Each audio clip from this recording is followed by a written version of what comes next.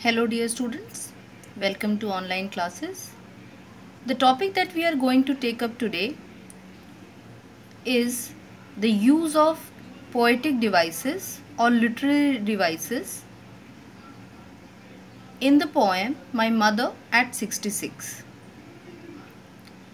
As you all are well aware that literary devices or the poetic devices are used in a poem to make it more beautiful, to give a rhyming effect to the poem, as well as to emphasize certain theme or certain aspects that the poet wishes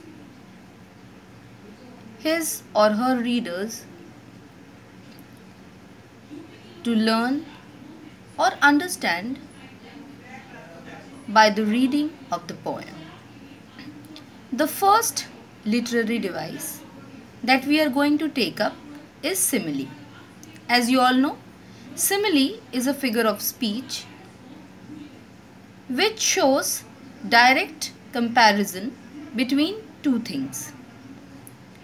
The similarity between two things are highlighted by a simile. And talking about direct comparison, we say that two words or two things are compared using the words like or as, and thus it shows direct comparison. Over here in the poem we have simile at two places. At the beginning, when the poet compares her mother's dull, lifeless face, which is pale and grey, just like that of a dead body. Her face ashen, like that of a corpse. What does it mean? That the poet is comparing her mother's face or the pale, that is dull, or lifeless look on her ashen, means like ash, or grey color. We all know that grey color is associated always with a dullness or gloom. Thus, we see that the poet compares her mother's face to that of a corpse. Corpse, that is a dead body.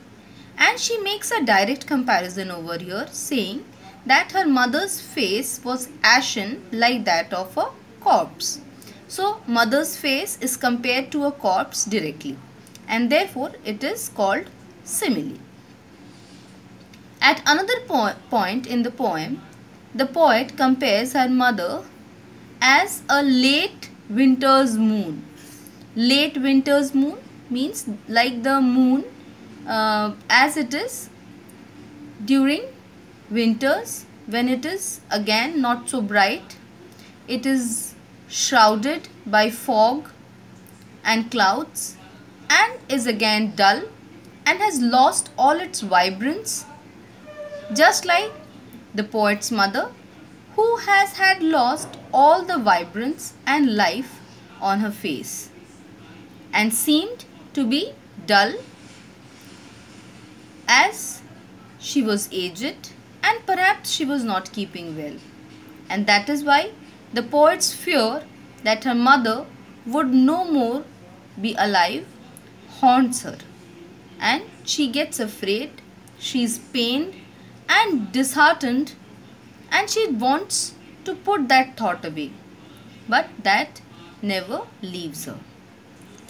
The second figure of speech used in the poem is metaphor. Now, what is a metaphor? Metaphor is again a device, literary device used for comparison. But unlike simile, metaphor brings out a hidden comparison between two things. You can see, makes an implicit, implied, means where the meaning could be understood, or the comparison is hidden. The quality of one object or a person is compared to the quality of something different. Two different objects, things, people or ideas are compared by a metaphor, and therefore there is no use of like or as.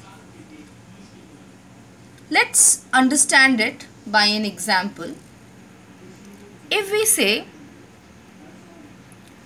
Shyam is as good as Mahendra Singh Dhoni.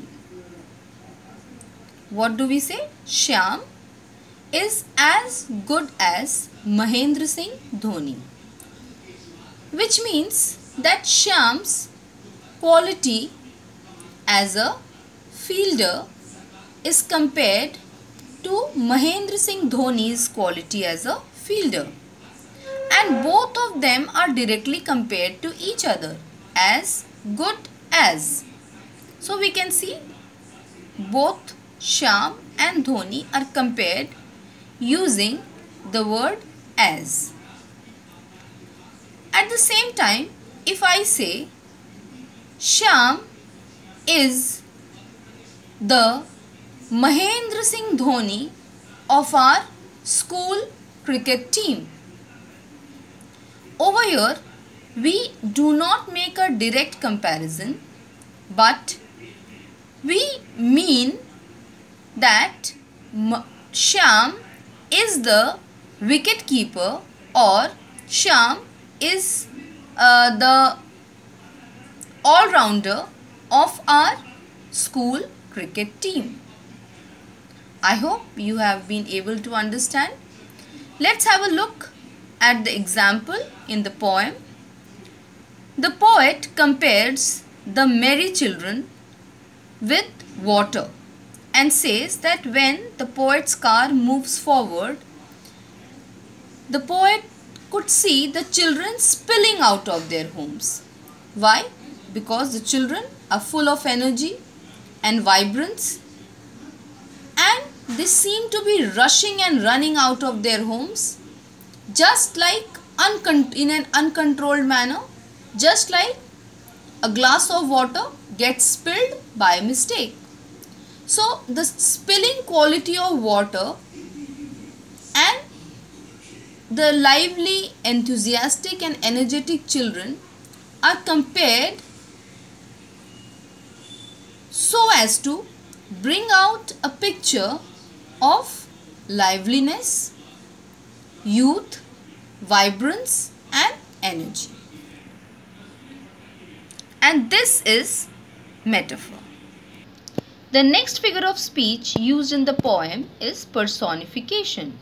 Now, as the name suggests, personification means that when we think about some non-living creature as a living creature, or the qualities of a living being are attributed to a non-living thing, or we feel that a non-living thing has an ability, an idea or an animal has an ability to act like human beings, it is called personification. Like, for example, we can say the cruel sun took away all my energy. The sun is termed as cruel. Why? Because the sun is so hot and we feel low, we feel lack of energy because of the heat of sun. Over here in this poem, the poet has used the image of sprinting trees. Sprinting means running fast.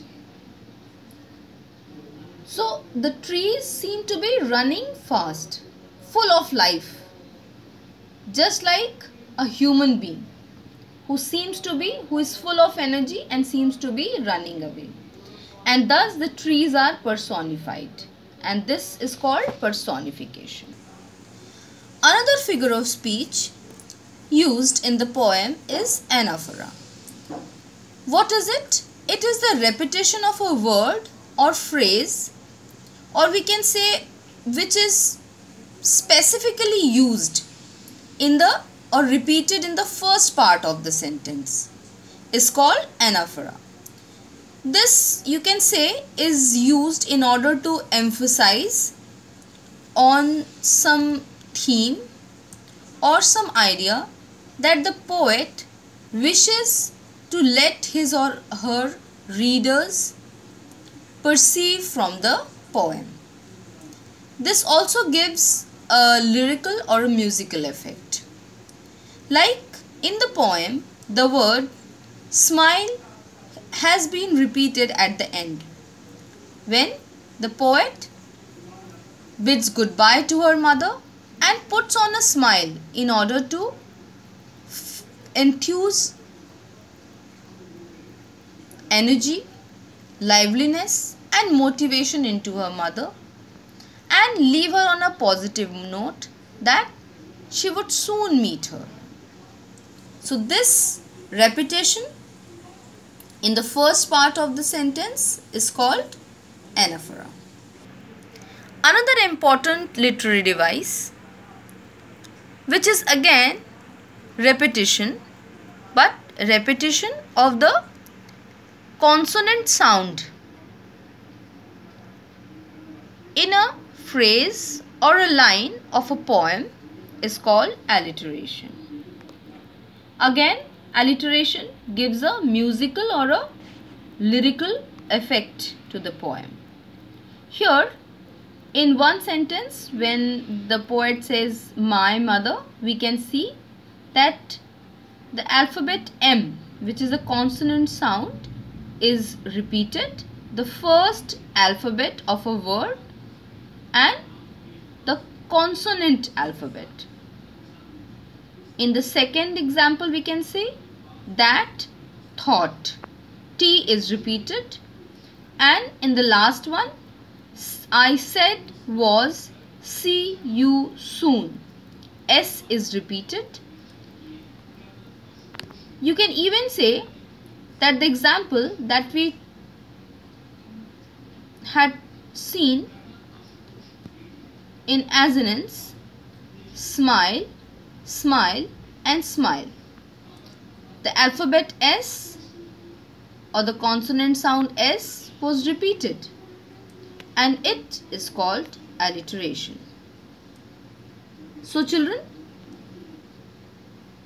once again, let's have a look at the different literary devices used: alliteration, anaphora, personification, metaphor and simile. So children, once you have understood the poetic devices, I would like you all to read the poem once again and enjoy it with the understanding of the use of poetic devices. Thank you.